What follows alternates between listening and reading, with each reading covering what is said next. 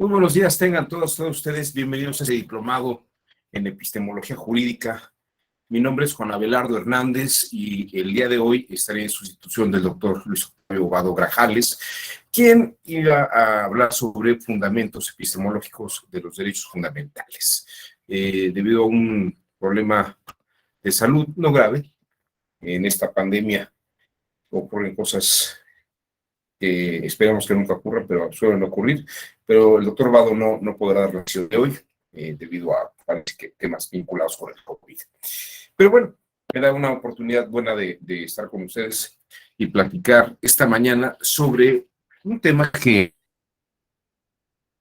y vinculado con lo que hemos estado platicando en los últimos días. Los derechos fundamentales que hoy conocemos como derechos humanos tienen una fórmula que aparece en las culturas mismas. Y es un tema epistemológico interesante porque parece que define nuestra propia naturaleza humana. ¿Quiénes somos y qué podemos hacer en el mundo?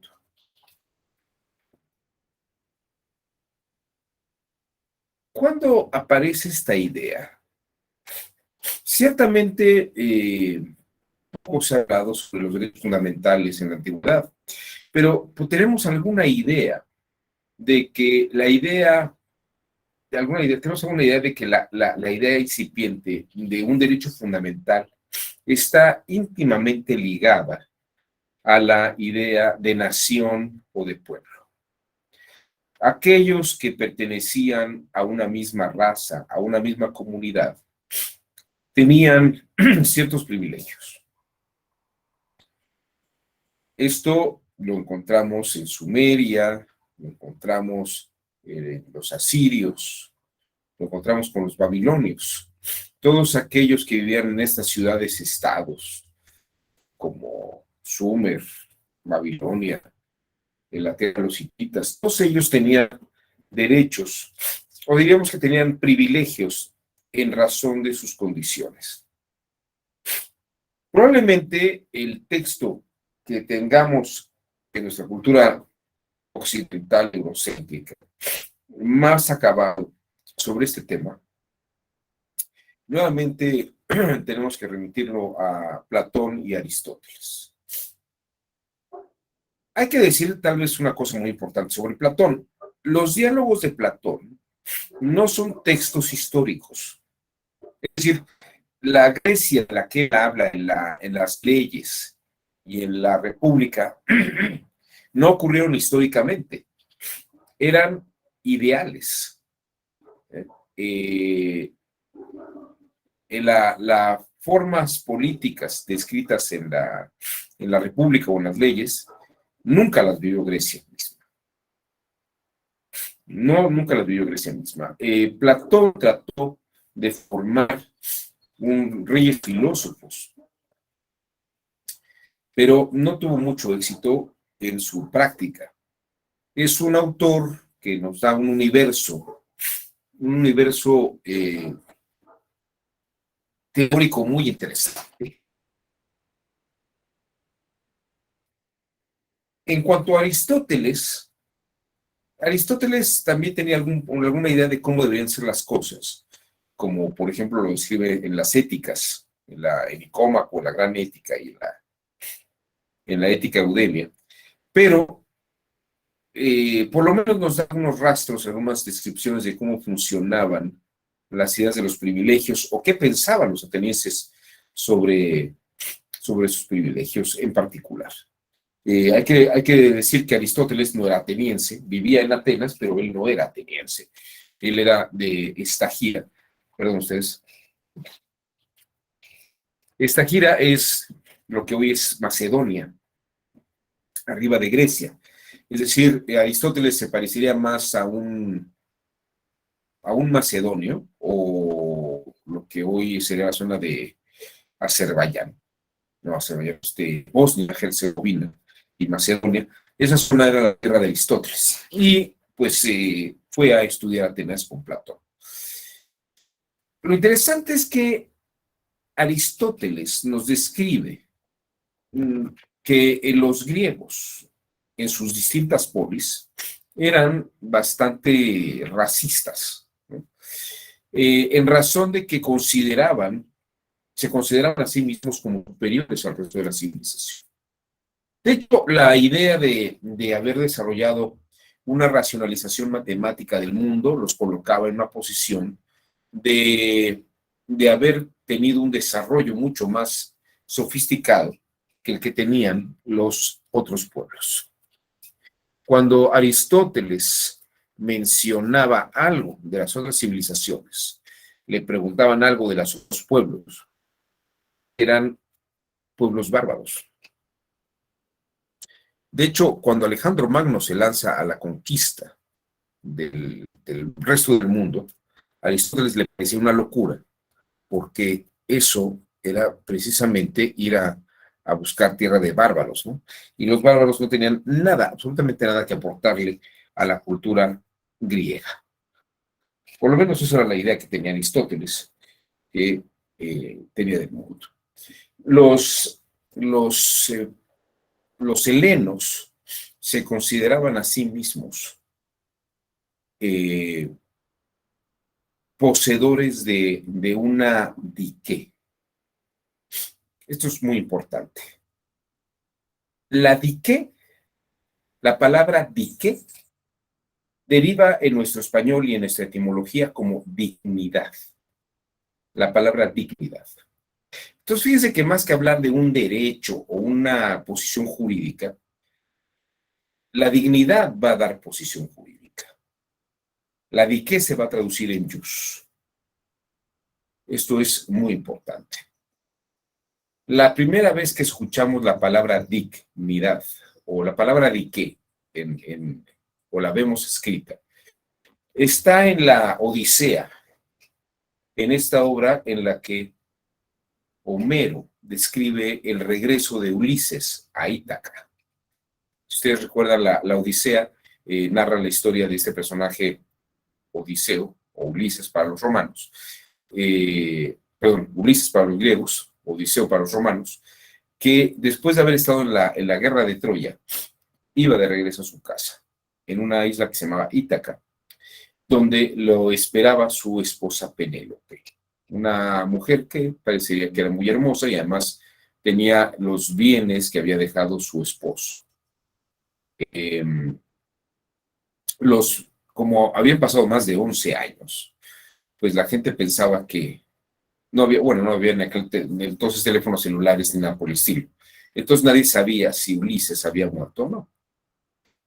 Telémaco va en busca de su padre, hijo de Penélope y Ulises, pero no tiene mucha suerte en la búsqueda ni en el rastreo de su existencia. Pero Ulises, después de una serie de viajes que son los descritos en la Odisea, logra regresar a Ítaca, pero se encuentra que en su casa los pretendientes de Penélope quieren ocupar su lugar y prácticamente todos los días, todas las noches, hacen grandes fiestas y grandes bacanales a sus costas, esperando que Penélope decida quién será el sucesor o con quién se casará. Penélope da largas porque ella cree que Ulises dice que cuando termine de tejer un tapete, ella decidirá quién. Cosía todas las mañanas y en las noches descosía para poder decir que estaba muy tardado hacer ese tapete. La cosa es que cuando Ulises llega a Ítaca, se disfraza de pordiosero. Y mientras ve la fiesta, habla con el porquero, el que está encargado del cuidado de los puercos, ahí en la casa de Ulises, que no descubre que es Ulises porque está disfrazado. Pero hablando con él, dice lo siguiente, después de estar platicando con él, le dice, ¿sabes qué, por Dios, forastero? Te voy a matar un lechón, porque tú eres mucho más digno que todos los que están ahí acosando a Penélope. Y la palabra que utiliza es dique. Tienes más dique, tienes más lugar, más dignidad para hacer algo. Y esta palabra dique es interesante porque la dique nos deja ver, Homero, no está en todos. No está en todos. Es decir, no todos los pretendientes de Penélope tienen dique, no todas las personas tienen lo mismo, sino que la dignidad es algo que se adquiere con el actuar y el comportamiento. Entonces, aquí hay que hacer una distinción muy importante. La idea de dignidad en el mundo griego y lo que va a ser el mundo romano como un ius, va a ser la idea de algo que uno va a tener por la posición y por las condiciones de su actuar en el mundo, ¿no? Con esto quiero señalar una noción muy importante. Epistemológicamente, la dignidad no tiene un carácter de derecho fundamental interno. La dignidad es un estado que las personas ganan con su hacer en el mundo. Y esto nos va a poder aclarar una idea muy importante. Yo no sé si ustedes lo sepan, pero el Estado Vaticano es uno de los pocos estados que no firmó en su momento la Declaración Universal de los Derechos Humanos. Y voy a explicar esto también para que vayamos adentrándonos en este universo. El tema esencial es que para la Iglesia los derechos no es un tema místico ni eclesiástico. Hablar de los derechos es un tema de leyes, de derecho positivo, como diríamos, derecho que hay en el mundo. Y la Iglesia no se interesa por el derecho del mundo. De hecho, hay una polémica importante. El Papa León XIII, a finales del siglo XIX, principios del siglo XX, publicó una encíclica contra los comunistas y los socialistas que iban ganando terreno a lo largo del mundo con sus ideas. Y León XIII escribió una encíclica en la que condena la idea, la pura idea de imaginar que todos somos iguales. Y les voy a explicar por qué. Porque la Iglesia no se preocupa por los derechos, sino por el estado de la dignidad, por el esfuerzo y el comportamiento de la gente. La gente alcanza el cielo o está condenada por sus actos. Y la dignidad es algo que se adquiere por los actos. Entonces, una de las cuestiones importantes de la encíclica es pensar que todos tenemos la misma condición. Es herejía y anatema, porque sería igual que pensar, esta es la lógica, que Dios Padre es igual que los ángeles, y que los ángeles y Dios Padre son iguales que los santos, y los santos son iguales que la Virgen María y que Jesús. El estado de la dignidad de cada uno es distinto. Por eso el discurso de la Iglesia es interesante. Por ejemplo, no hablan de los derechos de la mujer, sino les gusta hablar de la dignidad de la mujer, el estado digno de la mujer. Y hablan, por ejemplo, de la idea de la dignidad de María como madre de Jesús, madre de Cristo. En esta idea, María tiene una dignidad por encima de todas las personas, sean hombres o mujeres, porque ella recibió a Cristo. Y por el otro lado, dicen, la dignidad de las madres en las familias, pues es una dignidad distinta a la del padre en las familias, ¿no? Porque en estas formas decimonónicas, hay ciertos estereotipos sociales. Entonces, la idea de la Iglesia Católica no es la de los derechos, sino de la dignidad. Y es una idea que viene, tal como lo estuve explicando hace un instante, de estas formas racionales, que datan del mundo grecorromano, en el que las personas tenían una dignidad por su condición social, por su condición de actuaciones en la sociedad. Ahora, esto es muy distinto a un estatus legal que pudieran haber tenido los romanos. Los mismos romanos, los patricios, son una nobleza, por ejemplo, y entre los mismos griegos hay noblezas y hay plebeyos, hay condiciones de familias más dignas, pero fíjense la idea, los privilegios se dan, o las condiciones, es muy importante, fíjense la palabra que estoy utilizando, el privilegio que una persona o una familia tiene es por la dignidad que le ha dado. Las familias tienen abolengo y eso es precisamente lo que le da renombre a las familias, a los Escipiones, a los Cicerón, ¿no? A, a los Tácito, ¿no? Hay personajes ilustres como Publio Cornelio Escipión o Cayo Tácito o los que ustedes quieran, ¿no? A final de cuentas, las familias tienen estas dignidades. Por eso luego tener un cierto apellido te da un cierto estatus, porque además parece que es una familia más digna que otra, porque ha hecho cosas más memorables, ¿no? Ha hecho cosas por el país, ha hecho cosas por la nación, ha hecho cosas por la patria, ¿no? Hay un cierto linaje, o como diría Robert Nozick, hay un pedigrí social, ¿no? Que uno esperaría que la familia fuera digna en todas sus generaciones. Pero luego lo que ocurre es que hay algunos hijos patanes que aprovechando los nombres familiares los echan a perder, ¿no? Piensan que por pertenecer a una familia les da un estatus. Y más que un estatus, bueno, sí es un estatus, pero es un estatus donde tienen más responsabilidades que derechos. Esta es la idea esta es la epistemología básica del privilegio de un derecho fundamental que tiene alguien, ¿sí?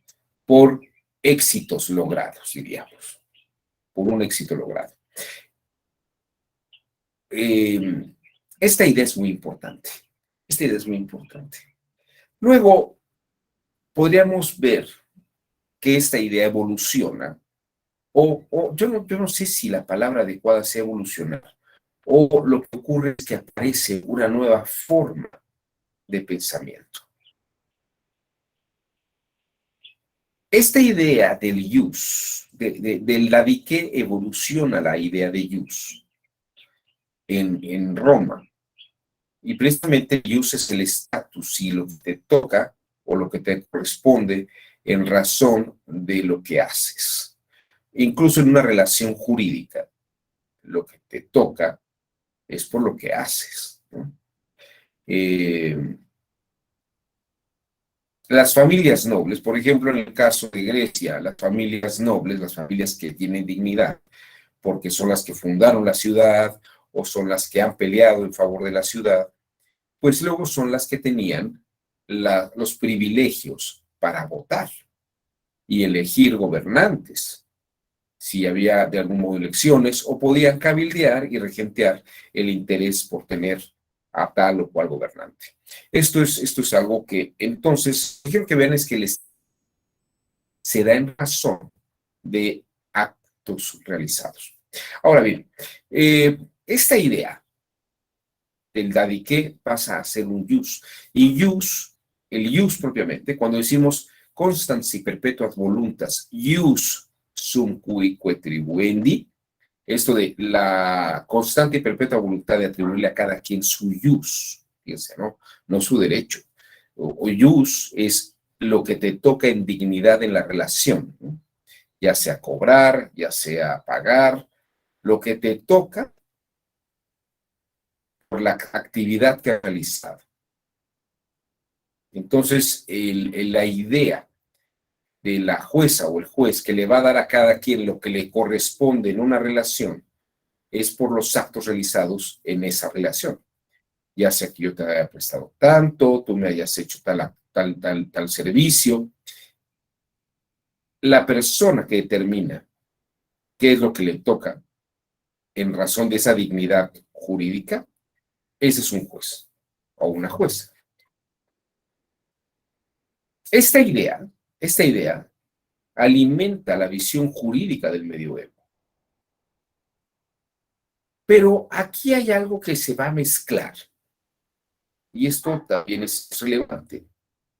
A principios de la era cristiana, y estoy hablando del 313, cuando Constantino proclama oficial la religión católica en el imperio, hay una elaboración de los cánones de las iglesias, tanto por ejemplo, para los judíos, ¿no? El canon de lo que es el Antiguo Testamento y el canon de lo que va a ser el Nuevo, se van forjando y determinando entre el siglo IV, siglo III, siglo IV, hasta el siglo V, hasta el 400 después de Cristo. Y surgen una serie de ideas en razón de la dignidad de la persona. Pero todo lo que va a ser el mundo medieval, esto quiero que quede muy claro. La iglesia, de la única persona sobre la que habla en su dignidad, es de Dios Padre, Dios Hijo y Espíritu Santo. Cuando habla de la dignidad de las personas, solamente se refiere a las personas de la Santísima Trinidad. La iglesia nunca ha hablado de la persona humana antes del siglo XX. Esta idea de la dignidad de las personas en unas condiciones en las que luego viene la Segunda Guerra Mundial es algo que aparece en el siglo XX, con un grupo de eclesiásticos como Blondel, por ejemplo, ¿no? Son filósofos católicos que trasladan la idea de la dignidad de la iglesia a la idea de la dignidad de los seres humanos comunes y corrientes, como nosotros, todos los laicos, ¿no? Los que fuimos bautizados católicos en la iglesia católica, pero que tenemos este estatus de personas del pueblo. Hasta el siglo XX, y esto es por eso es muy importante, Karol Wojtyla. Podrán decir muchas cosas que quieran del Papa Juan Pablo II, pero una de las cosas que hizo Juan Pablo II es darle dentro de la religión católica, que es predominante en Europa, en el mundo eurocéntrico en este momento, este estatus de dignidad básica a todos los seres humanos, por lo menos los bautizados. Por eso quiero hacer esta acotación, esta distinción entre por qué el Vaticano no habla de los derechos humanos, no firma la Declaración de los Derechos Humanos y no está vinculada con los derechos humanos. Básicamente esto es la línea que quiero mostrarles. Entonces, la epistemología de la religiosidad católica y de la idea de dignidad tiene que ver con el esfuerzo personal y la condición que uno tiene por los actos alcanzados en su persona. No tiene nada que ver con una cuestión ontológica que esté implícita en la persona. ¿De acuerdo? Esta es una idea que me parece que es importante, porque luego cuando me ha tocado a veces gente que quiere que le dirija una tesis y me dicen, vamos a hablar de los derechos humanos. Y me dicen, vamos a hablar de los antecedentes en Grecia y en Roma.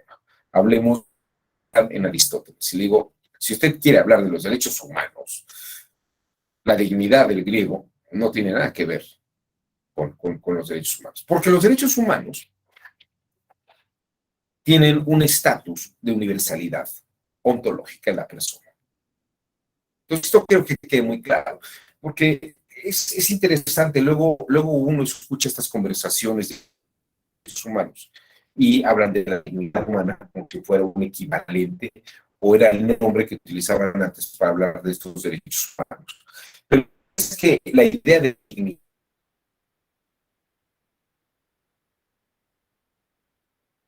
no tiene.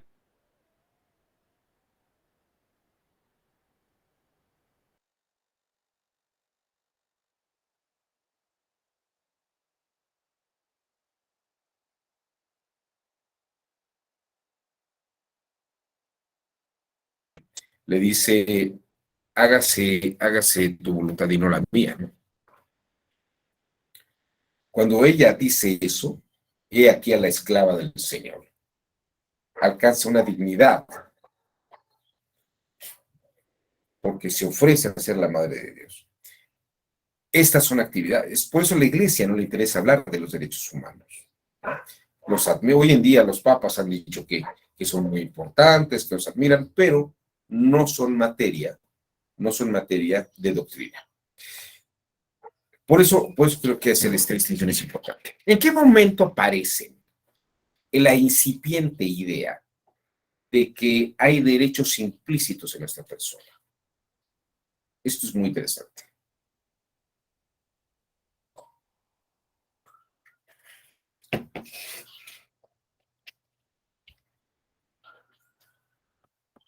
La idea nace de los comentaristas de Aristóteles. Bueno, perdón, antes de seguir adelante, no sé si alguien tenga alguna duda o quiera hacer algún comentario sobre lo que hemos estado platicando aquí. No sé si les hace un poco de sentido lo que estoy diciendo. No hay comentarios. Vale. Espero no estar siendo como herético para algunos, pero a lo mejor puede ser. Déjenme compartirles unas láminas.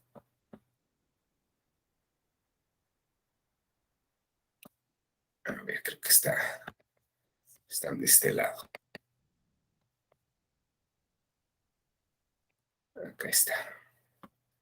Esta es una lámina que podría ser muy didáctica. Vean ustedes, la idea de que tenemos derechos en nuestra persona es un producto de un razonamiento medieval. Ustedes han de saber, tal vez no sabían, pero hay un momento en el que las obras de los filósofos desaparecen de Occidente y van a Oriente por varias razones.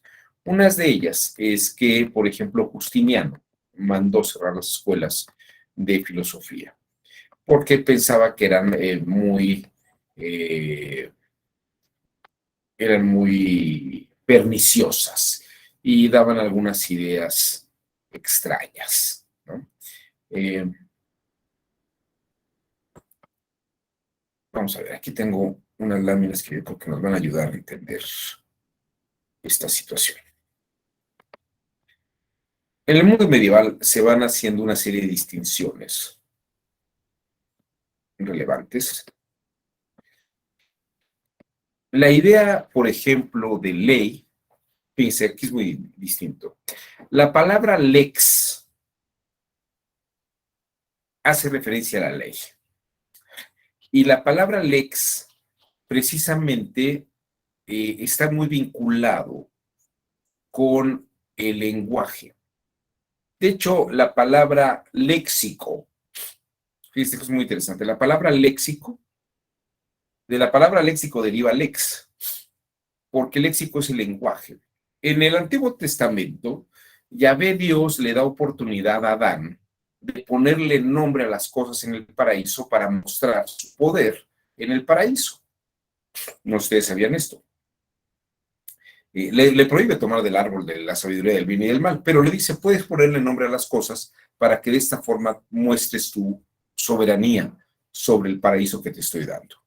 Y de hecho, los antiguos griegos llamaban nomotetes, nomos thetes, a los legisladores. Nomos es la palabra de donde viene norma, que a su vez deriva de nombre. Las palabras, y de hecho los diálogos de Platón cuando nos hablan del origen de las normas, hace referencia a que era lo que los gobernantes decían y hablaban en sus palabras, ¿no? Ordenaban tal cosa y ordenaban tal otra cosa. Por ejemplo, de ahí viene la palabra derecho. La palabra recht, que tiene el fonema etimológico RJ, reg, de donde viene raja, por ejemplo, o rex, era el ordenamiento del rey o del gobernante. La palabra right, recht o reg es lo que los reyes decían. Son órdenes o son parámetros que establecen los reyes o los gobernantes. De ahí que la palabra lex sea una forma latina de hacer referencia al reg o rex o raja, ¿no?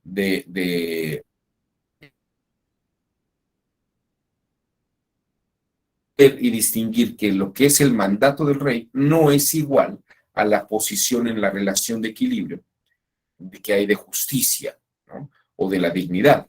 La idea de justicia o dignidad es una idea de razonamiento, de racionalidad, lo que me toca por lo que yo hago.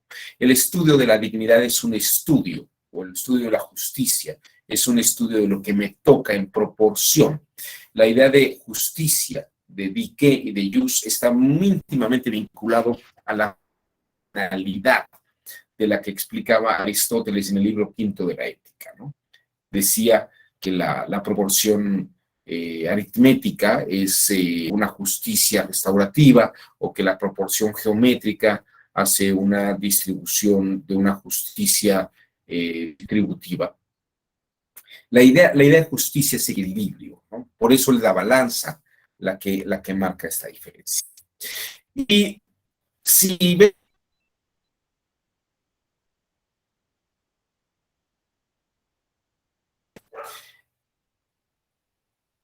no estamos hablando de un jus naturalis. El jus naturalis sería que es lo que te toca por la naturaleza que tienes, ¿no? Que aquí el derecho romano, por ejemplo, decía que el único pasaje, es un pequeño párrafo donde habla del jus naturalis, dice lo que le toca, por ejemplo, a las aves o a los peces es como el jus natural, ¿no? ¿Qué les toca por sus actos, por los actos que realizan? Por ejemplo, a las aves les toca volar en el cielo, pueden volar en el cielo porque tienen alas. Tienen la dignidad de volar en el cielo, o sea, su derecho y su dignidad en volar en el cielo, vamos a decirlo así. El privilegio que tienen de estar en el cielo es en razón de que tienen alas. Y el privilegio que tienen los peces por la naturaleza que tienen, por los actos que realizan, son nadar en las aguas, ¿no? Ahora, la pregunta es, ¿qué sería un jus naturalis? ¿Qué sería esta condición de dignidad natural en los seres humanos? El romano, en el caso de los seres humanos, no habla de la dignidad del jus naturalis en los seres humanos, porque eso era algo que le tocaba por la dignidad de los ejercicios en la familia. Pero aquí está el punto más interesante. Cuando aparece la doctrina de la Iglesia Católica, se habla de la lex, de las leyes del rey, el gobernante. Pero ya cuando somos católicos y reconocemos a un Dios Padre, creador del cielo y la tierra, aparece la idea de lex naturalis, o ley natural, a partir de una ley divina. O sea, hay una ley divina que es la que Dios, como rey poderoso del cosmos, decreta. Y a su vez, en el momento que crea el mundo, que separa las tinieblas de la, de la luz y separa los abismos de los cielos, le da a cada cosa una condición natural, ¿no? Y aquí es interesante porque ustedes se dan cuenta, lo primero que crea son las estrellas y los cuerpos celestes, que les da los movimientos. Dios hace que los planetas y los astros se muevan de una manera inercial. Bueno, no la palabra inercial, pero sí se mueven de una manera natural, ¿no? Y también que las aguas se muevan de manera natural y las aves y los peces se muevan de manera natural. Entonces, en ese sentido parece que Dios, cuando va creando, va decretando una ley natural vinculada con hechos naturales. Aquí, entonces, la lex, en el momento de la creación de la palabra del mundo, también parecería que le está dando un estatus natural de ellos. Y aquí parecería que ley y condición de dignidad se unen, porque el que me está dando la dignidad natural por mis facultades sería Dios al crearme. Y fíjense que aquí está el punto, no sé si queda clara esta idea, porque en todo caso, si el sexto día crea al hombre, también le da una ley natural, ¿no? Por ley natural está decretando su naturaleza de dignidad. ¿Y cuál es la dignidad? Crearlo a su imagen y semejanza. Entonces, en este momento que el cristianismo y esta tradición judeocristiana de la creación del mundo se está manifestando, empatamos ius o dique con lex. Pero es un fenómeno cultural. Diremos que el nacimiento de la idea del derecho requiere del derecho natural o de los derechos implícitos en la naturaleza humana requieren este factor de creación esencial. Cosa que los griegos y los romanos no tenían porque ellos aparecieron en el mundo como algo que tenía que devenir por la naturaleza de las cosas. Pero esa naturaleza de las cosas no les da una dignidad implícita. En el caso del cristianismo sí, porque es un creador personal el que está haciendo esto. Ahora bien, aquí vamos a hacer una distinción importante. Cuando aparece esta idea del cristianismo o del Dios, y ya no pensemos solamente en el cristianismo, pensemos en la idea del judaísmo y pensemos en el Islam. El Islam es una forma religiosa que también viene por una tradición hebraica o judía del Antiguo Testamento, pero desarrolla una línea distinta a la de los evangelios, que luego también se va a quebrar esta línea cristiana con los protestantes y con los grupos evangélicos. Aquí quiero hacer mención a dos autores muy importantes, que son Avicena y Averroes, que nos van a servir de pauta para hacer una distinción sobre el origen epistemológico de un derecho fundamental. Y voy a resumirlo en ese sentido. Cuando Averroes habla de lo que es natural, hace referencia a la condición en la que uno se encuentra. Esto es una cosa nueva, ¿eh? Por ejemplo, yo tengo derecho a educar a mis hijos, para Averroes, si tengo hijos. Yo tengo derecho a divorciarme si he estado casado.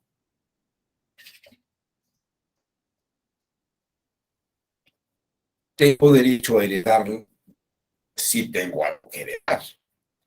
Estas ideas son las ideas de los árabes, como Avicena y Averroes, son comentarios a la obra de Aristóteles que van a impactar en la reformulación de los derechos de las personas. Entonces, para Averroes, uno tiene la facultad para hacer algo si está en la condición de hacer algo. Para Avicena, bueno, Averroes era un cordobés, era un árabe de estos españoles que vivía en la península. En el caso de Avicena, Avicena era un árabe que vivía en Bagdad, en Irak, actualmente Irak, pero en la zona de Bagdad. Era un médico también igual que él. Era un médico aristotélico. Y al igual que Averroes leía Aristóteles, que era un jurista más que un médico, aunque también tiene algunas cosas de medicina, Averroes. Avicena dice, interpretando a Aristóteles, que uno tiene la facultad y el derecho, aunque no esté en las condiciones. Esa es una distinción importante. Avicena lo que va a afirmar es que independientemente de que tengas hijos o no, tienes un derecho implícito a cuidar y a educar a tus hijos. Aunque no estés casado, también tienes implícito tu derecho a divorciarte. Es decir, tú tienes derechos o facultades implícitas en tu naturaleza. Mientras que para Berroes, esto es un absurdo. O sea, se pueden tener, pero se tienen y no se tienen porque no están presentes, no se pueden manifestar hasta que uno esté en las condiciones. Esta idea va a influenciar, Avicena va a influenciar a Duns Scoto, que es un escolástico del final del medioevo, y Averroes principalmente va a influenciar muchísimo a Tomás de Aquino en esta línea. Entonces, Tomás de Aquino y Averroes creen que uno tendrá las facultades y las condiciones de la justicia y de la dignidad, ¿no? Y de algún modo tener estos derechos naturales en la medida que estén en las condiciones. En este sentido, también podríamos decir que aquí nace la idea de que tú serás un ciudadano mexicano con los derechos de un mexicano si adquieres el estatus de mexicano, ¿no? Si te nacionalizas, ¿no? Adquirirás esas facultades. Esta es una idea de Averroes, sí, que te va a calar en Tomás de Aquino. En cambio, en Avicena y en Duns Scoto, tú tienes una serie de derechos implícitos independientemente de las condiciones en las que deberías estar. Ahora bien, esta influencia, fíjense ustedes cómo va a impactar en el mundo renacentista, porque aquí van a aparecer una serie de autores importantes. Duns Scoto va a influenciar a su vez a Francisco de Vitoria y a Domingo de Soto. Estos señores creen, al igual que Bartolomé de las Casas, que cuando se hace el descubrimiento de América, vean ustedes el impacto que tiene esto, es muy importante, que los personajes, las personas, los nativos, los aztecas que se encontraron en estas tierras, ellos tienen sus derechos implícitos a ser poseedores de estas tierras y a gobernar sus tierras. En el caso de Juan Ginés de Sepúlveda y de Juan López de Palacios Rubios, autores de algunos trabajos, como lo que son la encomienda y el requerimiento, sostienen que los nativos no están en condiciones de gobernarse porque están en un estado primitivo, diríamos, o un estado casi salvaje, ¿no? De hecho, las grandes polémicas de Juan Ginés de Sepúlveda con Bartolomé de las Casas son las que llevan a Francisco de Vitoria a escribir unos textos conocidos como las relecciones, que son los discursos de inicio y final de cursos, hablando sobre la dignidad y el derecho de los naturales de estas tierras de América a poseer sus propias tierras. Juan Ginés de Sepúlveda, al igual que Juan López de Palacios Rubios, seguían un documento que se llama el requerimiento, que decía lo siguiente: Dios Padre Omnipotente creó el mundo y envió a su Santo Hijo, que es Jesucristo, el cual dejó como vicario, como su representante legal en la tierra, al Papa. Y el Papa, en concreto Alejandro VI, le donó estas tierras a los reyes de España, principalmente a Isabel de Castilla. Y en ese sentido, la poseedora legítima, la regente legítima de estas tierras es Isabel de Castilla. Por lo tanto, todo el mundo debe doblegarse. Francisco de Vitoria y Domingo de Soto piensan que ese argumento del requerimiento es absurdo y que en realidad los nativos de estas tierras tienen derecho a permanecer y a gobernarse autónomamente, porque tiene esta idea de que uno tiene las facultades implícitas de poseer, por ejemplo, y de gobernarse a sí mismo. Estas ideas son comentarios del mismo Avicena, que influyen en Escoto y en toda esta línea escolástica, donde el ius, la dignidad y el derecho se fusionan por esta idea de la dignidad divina del Dios Padre creador del universo, que está en polémica con esta visión averroísta de Tomás de Aquino sobre las condiciones que debemos de tener en razón de las circunstancias. Hubo una forma mediática interesante, las menciono porque esto creo que también va a explicar una serie de conductas. De acuerdo a Vitoria, los indígenas de la región podrían hacer una guerra legítima, una guerra justa a los gobernantes aztecas que los tienen sometidos. Estoy hablando, por ejemplo, en concreto de los tlaxcaltecas y los otros pueblos sometidos por los aztecas, siempre y cuando se conviertan al catolicismo y reconozcan a Carlos V como su legítimo rey. En ese caso, el rey católico puede apoyar a sus fieles a resistir a los infieles. Por eso es interesante, porque la idea del español, en concreto de Hernán Cortés, era semejar a los aztecas a los musulmanes. Si uno es católico, puede pedirle al rey católico que le quite el gobierno de un musulmán que no es católico. Entonces, en ese caso, se puede hacer una guerra justa. Y eso es uno de los argumentos que esgrime Francisco de Vitoria. Por eso es que los tlaxcaltecas van a recibir el apoyo de los españoles. Pero piensen ustedes que Hernán Cortés llegó, nada más para los que tengan alguna idea. La conquista de México fueron 100 españoles que traía Hernán Cortés, hombres y mujeres, no todos armados, pero eran 100 personas. Y los tlaxcaltecas se dice que eran cerca de 10,000 tlaxcaltecas. Los tlaxcaltecas, apoyados por los españoles, tenían que convertirse para que los españoles los apoyaran. Y de algún modo, entonces, su estatus de cristianos podía cambiar. Ellos tenían derecho a esas tierras, pero podían legalmente pedir el apoyo del rey de España, al cual nunca conocieron, si se hacían católicos y lo reconocían como católicos, y entonces Hernán Cortés podía apoyarlos. Aquí hay un reconocimiento de derechos y dignidades que se da por el estatus que se va desarrollando, ¿no? Ahora bien, si esta idea va quedando clara, fíjense ustedes cómo hemos pasado a la idea fusión. Y sobre todo hay un personaje aquí que es muy importante que se llama Juan de Guerzón. Juan de Guerzón, lo voy a mostrar aquí en el chat. Es un personaje muy importante. Juan de Guerzón. Juan de Guerzón. Juan de Guerzón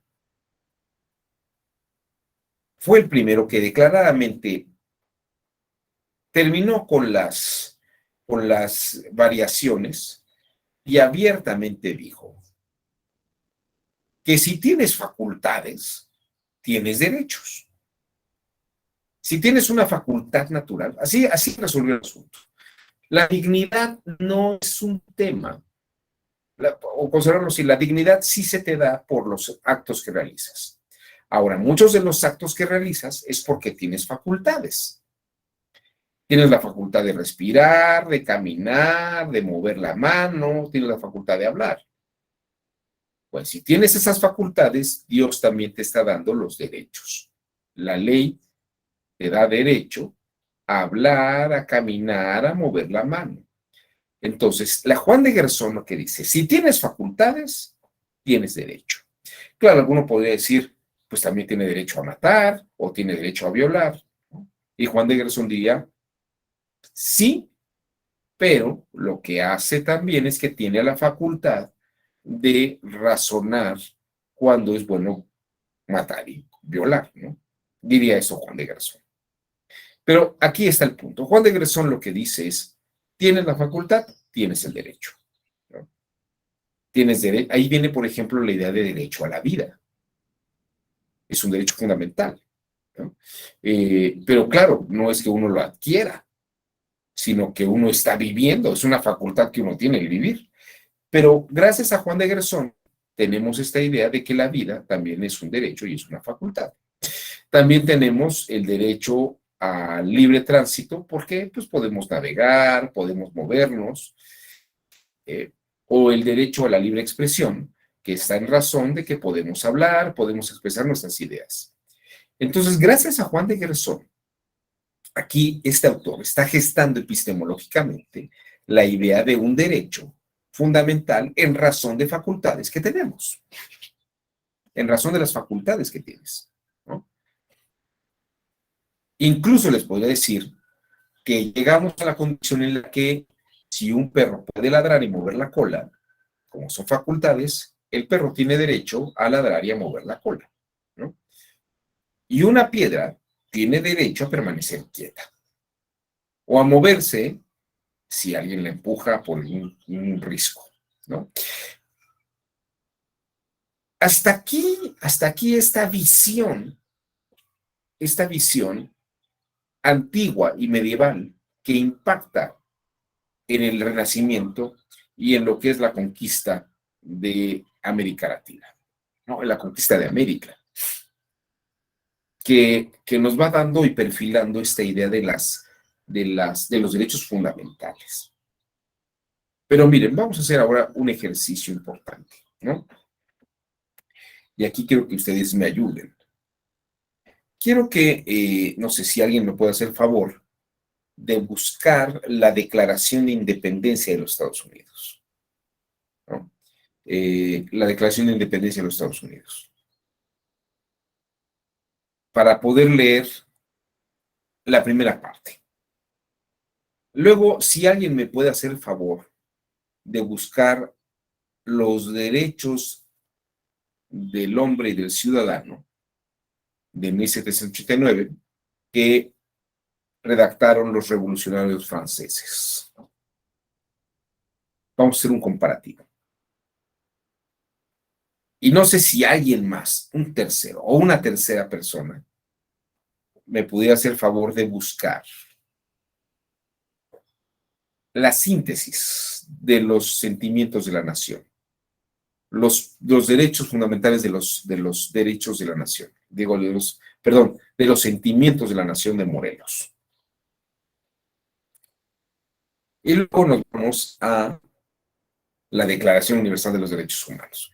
Pero quiero que vean ustedes, en lo que ustedes lo buscan, me gustaría hacer una distinción aquí muy importante.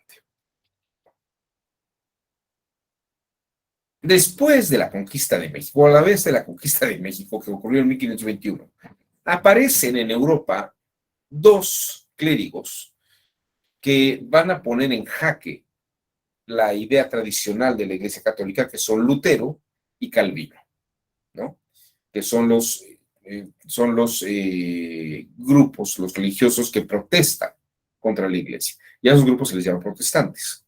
Ya posteriormente, a partir de eso, nacerán grupos evangélicos en su libre interpretación. Protestante también es Enrique VIII, quien desarrolla y ya crea la Iglesia Anglicana. ¿Qué hay aquí?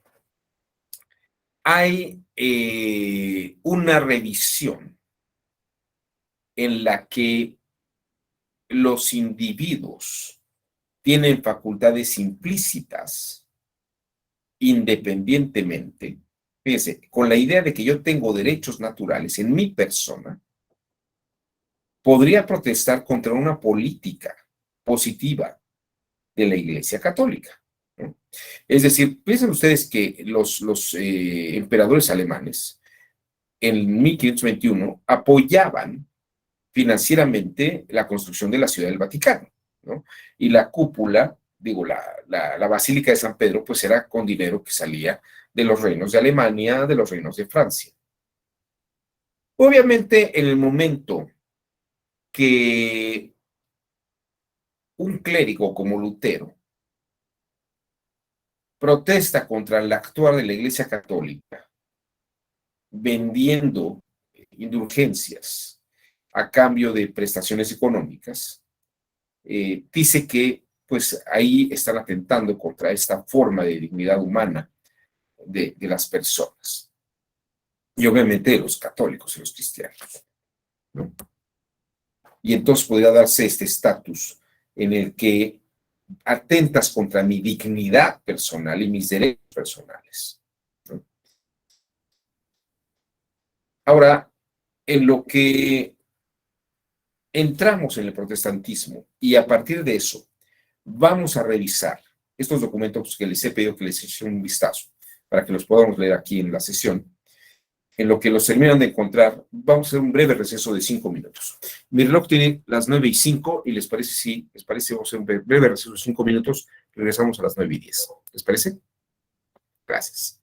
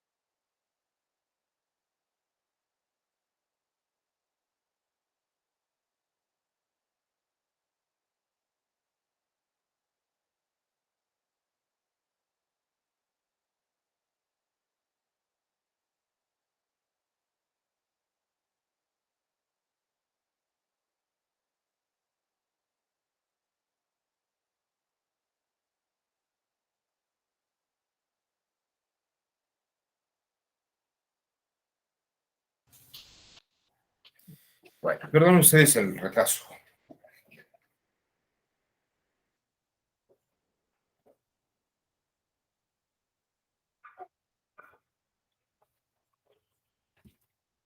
Perdón ustedes el retraso. Bueno, no sé si alguien ya encontró la Declaración de Independencia de los Estados Unidos. Yo la tengo. A ver, Andrés, si podemos leer las dos primeras líneas, las dos primeros, bueno, el primer párrafo, a ver qué dice. Bueno, me parece que esta es Declaración de Independencia de los Estados Unidos de América. Cuando en el curso de los acontecimientos humanos se hace necesario para un pueblo disolver los vínculos políticos que lo han ligado a otro y tomar entre las naciones de la tierra el puesto separado e igual a las leyes de la naturaleza y el de Dios de esa naturaleza, le dan derecho, un justo respeto al juicio de la humanidad, exige que declare las causas que lo impulsan a la separación. Perdón, No sé. aquí quiero hacer referencia a que esa es una declaración de independencia en la que están precisamente separándose del gobierno de Jorge VI de Inglaterra. Pero ¿te fijas que ya está hablando sobre Dios ahí en esa primera parte, Andrés? ¿Puedes repetir esa parte donde se habla de Dios? Claro, dice: cuando en el curso de los acontecimientos humanos se hace necesario para un pueblo disolver los vínculos políticos que lo han ligado a otro y tomar entre las naciones de la tierra el puesto separado e igual que las leyes de la naturaleza y el de Dios de esa naturaleza, le dan derecho, un justo respeto al juicio de la humanidad, exige que declare las causas que lo impulsan a la separación. Fíjense, ya aquí está el discurso epistémico. Esa es la razón epistémica por la cual podemos independizarnos, porque somos otro pueblo que estamos sometidos a otro pueblo, ¿no? O sea, somos un pueblo que está sometido a otro pueblo. Ya se reconocen ellos como otro pueblo distinto de Inglaterra. Perdón, y si sigues adelante, por favor. Sostenemos como evidentes estas verdades, que todos los hombres son creados iguales, que son dotados por su creador de ciertos derechos inalienables, que entre estos están la vida, la libertad, la búsqueda de la felicidad, que para garantizar estos derechos se instituyen entre los hombres los gobiernos, que derivan sus poderes legítimos del consentimiento de los gobernados, que cuando Okay. quiera que una forma de gobierno se haga destructora de estos Ahí está principios. bien, ahí está bien, Andrés. Si se dan cuenta, aquí está precisamente la razón de la facultad. Declaran y se reconocen en eh, en una libre interpretación de la Sagrada Escritura, que fue lo que pasó con Lutero y con Calvino. Ellos ya no reconocen la interpretación de la Iglesia Católica, sino entramos en una dinámica de una libre interpretación del texto bíblico. El protestante lo que dice es precisamente eso, que la interpretación de la Biblia no está monopolizada por la Iglesia del Vaticano, ni por la Iglesia de Roma. Por eso viene la escisión. Entonces yo voy a interpretar y tenemos esta facultad de libre interpretación de las normas o libre interpretación de la Sagrada Escritura. Y aquí vemos un muy buen ejemplo en 1776, que es cuando se da la Declaración de Independencia de los Estados Unidos y la Guerra de Independencia, que se declara la independencia de los Estados Unidos, en la que los ilustrados norteamericanos, los del pensamiento crítico norteamericano, se declaran con independencia de Inglaterra, reconociendo que tienen derechos porque fueron creados iguales todos los hombres, ¿no? Así es como dicen, ¿no, Andreas? Somos todos creados iguales. ¿Puedes leer esa parte otra vez nada más de que somos creados iguales? ¿Cómo lo dice? Ok, dice: sostenemos como evidentes estas verdades, que todos los hombres son creados iguales y que son dotados Ahí por su está. creador de ciertos derechos inalienables. O sea, ya el creador les dio los derechos inalienables. Ahí está el origen epistémico de estas declaraciones. Y claro, esto de 1776 va a volar a Francia, ¿no? Vamos a ver ahora, ¿quién tiene por ahí los derechos del hombre? 1789. ¿Alguien ya los encontró? ¿También los tienes tú, Andrés? A ver. A ver, Andrés, ¿qué tienes? Bueno, creo que es esta.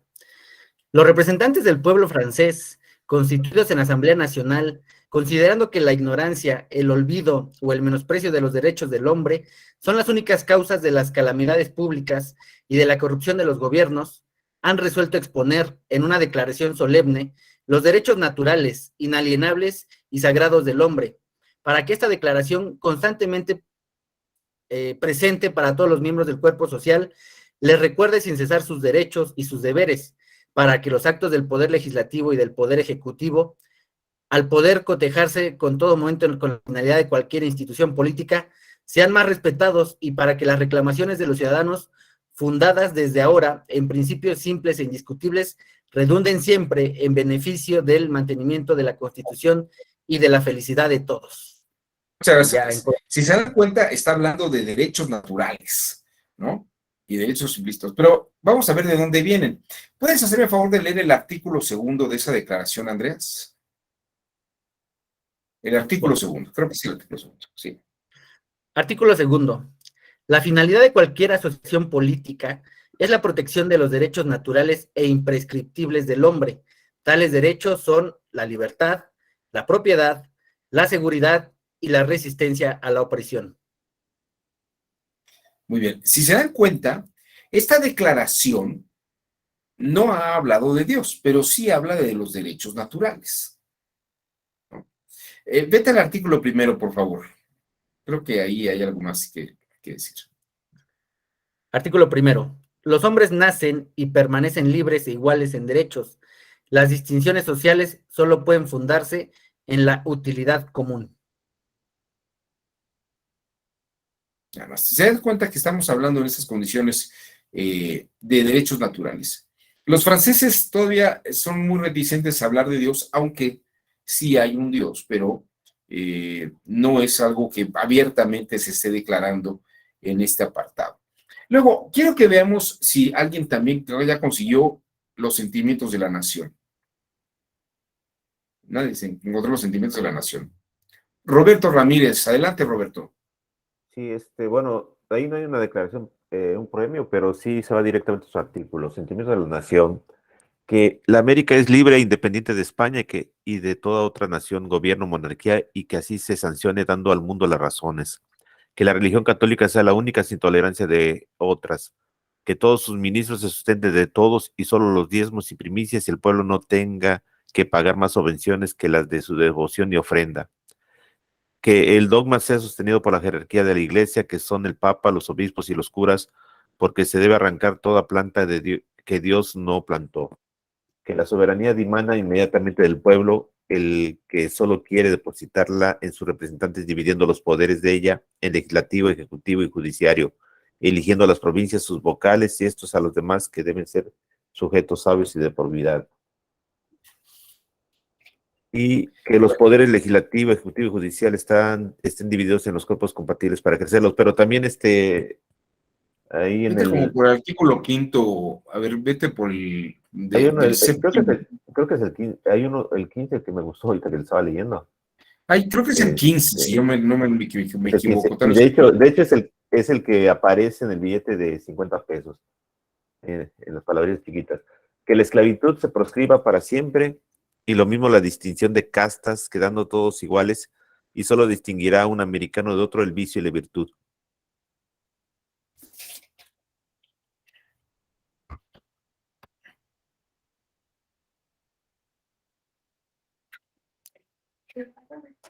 Muchas gracias. ¿Eh?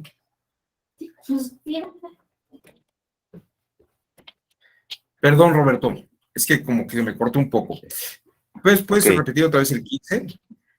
Que la esclavitud se proscriba para siempre, y lo mismo la distinción de castas, quedando todos iguales, y solo distinguirá a un americano de otro el vicio y la virtud.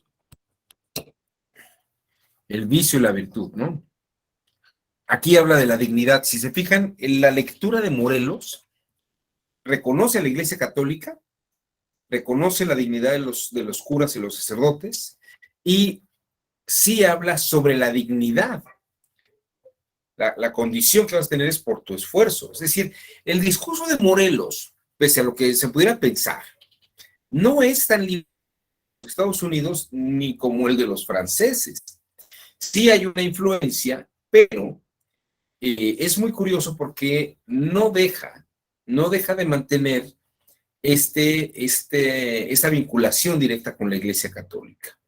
El caso de México es muy interesante frente a estos liberalismos que se van presentando en el resto del mundo.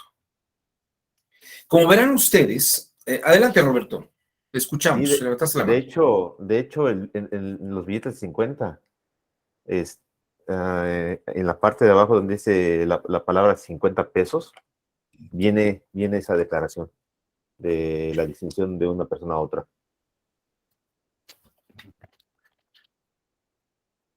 Bueno, voy a ver, por ahí tengo un billete de 50, ahorita lo veo. Dices que en la parte de abajo, la quiero tener, lo vi hace rato. En donde está el rostro de Morelos, en la parte de abajo donde dice 50 pesos, ahí viene, en letras chiquitas viene esa declaración. O sea, en esta parte de abajo, aquí. No, donde dice 50 pesos. Ahí en esa parte, Ah, ya vi. 50 pesos. Ay, Dios. Que la esclavitud se proscriba para siempre y lo mismo la distinción de castas, quedando todos iguales y solo distinguirá a un americano de otro el vicio y la virtud. Oye, qué bonito está esto. ¿Y qué quiere decir que todavía tengo buena vista? Sí, aquí tenía los billetes de 50. Recuerdo bien porque lo estaba escondiendo ahorita de mi esposa. Como ya ves, quincena anda buscando por donde sea. Muy bien. Ahora vamos a ver, ya nada más para ir perfilando. ¿Alguien podría decirme qué dice el premio de la Declaración Universal de los Derechos la Declaración Universal de los Derechos Humanos de 1946 de la ONU?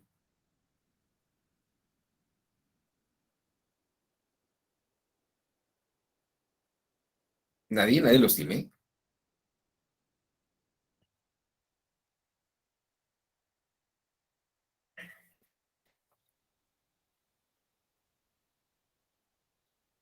Esta está más fácil de conseguir, pero. Adelante, Roberto Ramírez, te escuchamos. Dice, considerando que la libertad, la justicia y la paz en el mundo tienen por base el reconocimiento de la dignidad intrínseca y de los derechos iguales e inalienables de todos los miembros de la familia humana, considerando que el desconocimiento y el menosprecio de los derechos humanos han originado actos de barbarie ultrajantes para la conciencia de la humanidad y que se ha proclamado como la aspiración más elevada del hombre el advenimiento de un mundo en que los seres humanos, liberados del temor y de la miseria, disfruten de la libertad de palabra y de la libertad de creencias, considerando esencial que los derechos humanos sean protegidos por un régimen de derecho a fin de que el hombre no se vea incompelido al supremo recurso de la rebelión contra la tiranía y la opresión, considerando también esencial promover el desarrollo de relaciones amistosas entre las naciones. Bueno, ahí está, Roberto. Ahora, ¿podríamos ir al artículo primero?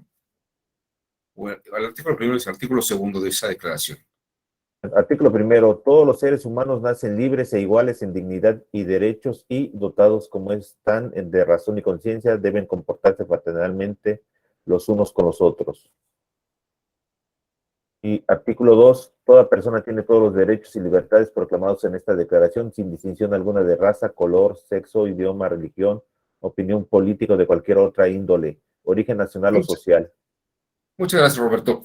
Como verán ustedes, este texto no habla de Dios, pero sí habla de nacimiento y de derechos inalienables y de una naturaleza implícita. Esta declaración aparece después de la Segunda Guerra Mundial, en una época en la que todavía, fíjense, era un rumor la existencia de los campos de concentración. Los campos de concentración se sabía que existían, pero todavía no eran una vox populi como lo son actualmente. En aquel entonces, esta declaración se hace con personas que sí sabían de la existencia de estos campos de concentración y de la gran masacre que generaron 2 guerras mundiales. Por eso se hace con este ánimo y esta redacción, aunque para muchos parece que no se termina de entender esto. Y todo el destape que ocurrió después del Holocausto, precisamente, era con la idea de reforzar esta idea de los derechos humanos, una garantía implícita en la cual no deberían violarse, y que de algún modo vemos que en algunas guerras, como lo que está pasando en Ucrania, a veces se violan, y precisamente, más allá de la invasión, se están violando derechos que han sido firmados por las naciones, ¿no? Rusia podría decir que ellos no firmaron nada, que lo firmaron los soviéticos con Stalin, pero esta Rusia es una Rusia que también tendría que revisar toda esa documentación y todas estas formas de convencionalidad. ¿Qué les quiero decir con esto? La idea de los derechos fundamentales ciertamente tuvo un proceso de gestación, pero en el proceso de gestación sí se separa y se distingue. No evolucionó sobre las otras condiciones jurídicas. Ellas permanecieron estables, y de algún modo también hoy en día siguen generando una polémica importante. Los derechos, si se dan cuenta, los derechos humanos los tenemos, los derechos fundamentales, con esa tradición de Duns Scoto, esa tradición aviceniana en la que nosotros tenemos implícitos estos derechos de manera natural, ya sea por una divinidad o porque nuestra condición natural de seres humanos los trae implícitos. Diremos que hay una desacralización de los derechos, en cuanto que ya no importa si hay un Dios o no hay un Dios, porque lo que importa es que, aun en un mundo ateo, en parte, por lo menos se quiere reconocer que existe algo implícito estable, que sería la naturaleza humana. Y esta idea de naturaleza humana puede generar todavía algunas polémicas. Michel Foucault, por ejemplo, y Mao Zedong, citando a Mao Zedong, decía que la naturaleza humana no era algo implícito, que era un tema ideológico. Y los temas, para los comunistas, efectivamente, hablar de la naturaleza humana no es precisamente algo implícito en las personas. Es decir, el socialismo o los regímenes totalitarios que se hacían a afirmar marxistas desconocen la naturaleza de los derechos humanos. Por eso también cuando se dice que en Cuba se violan los derechos humanos, bueno, para en Cuba los derechos humanos no son un credo, ¿no? No son algo que permanezca precisamente en esa línea. Y Michel Foucault precisamente dice que no existe tal naturaleza humana, ¿no? En esta línea de un racionalismo sociológico y filosófico de un campo social, ¿no? Sobre todo que trata de acabar con los aparatos ideológicos del Estado, como lo dicen ellos. Por otro lado, hay algunos teóricos como Noam Chomsky que hablan sobre la naturaleza humana en el sentido de que los seres humanos no pueden estar condicionados, pero no determinados, sino que la naturaleza humana precisamente lleva a unas formas de creatividad de pensamiento en la que precisamente, aunque hayan sido formados los individuos en un sistema social, en una forma cultural, pues podrían cuestionar estas formas culturales y racionales. De hecho, es lo que dice él cuando menciona que la mente humana es creativa y siempre está en la búsqueda de otras formas que no habían sido establecidas. Por eso es que tenemos obra literaria nueva, tenemos pensamientos nuevos, formulaciones nuevas, e incluso tecnología nueva, ¿no? Gracias a que la mente humana tiene la naturaleza de ser flexible y no quedarse atrapada en unas formas de pensamiento. Sobre la naturaleza humana puede platicarse mucho, y hoy en día es uno de los grandes temas que buscan un sustento en la neurociencia, precisamente en razón de que en la naturaleza humana están esas facultades. Por lo tanto, parecería que la naturaleza humana tiende a ser mucho más democrática y liberal, fíjense lo que estoy diciendo, que una línea socialista unificadora. Esto obviamente hay es es un planteamiento ideológico, eurocéntrico, liberal, neoliberal o fifí, que se opone a la igualdad de los injusticia social, ¿no? Que tiene este discurso de izquierdas que parecería que es una izquierda trasnochada.